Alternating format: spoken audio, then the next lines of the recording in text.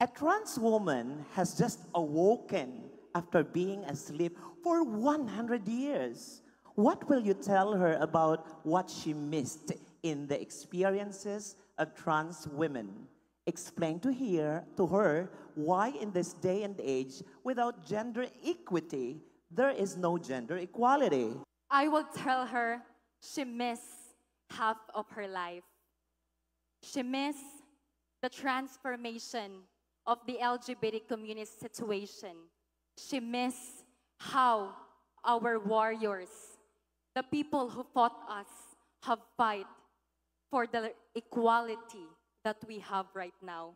It may not be equality on what we want, but please let us recognize that there are people who is given equality on us, equality in a way of loving us, respecting us, and accepting who we are.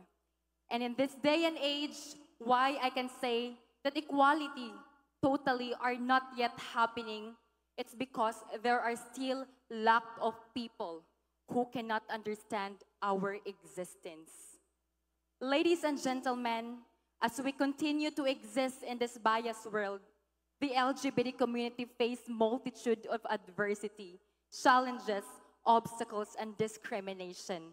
But we keep fighting because in a world that often teaches us to fit into single box, the LGBT community boldly declare that we are human beings. We have a strength, we have the ability, and we have the courage to change the mind of the people who cannot truly accept us. And I am standing here in front of you to inspire everyone. Amino Dominus Deus Glorious.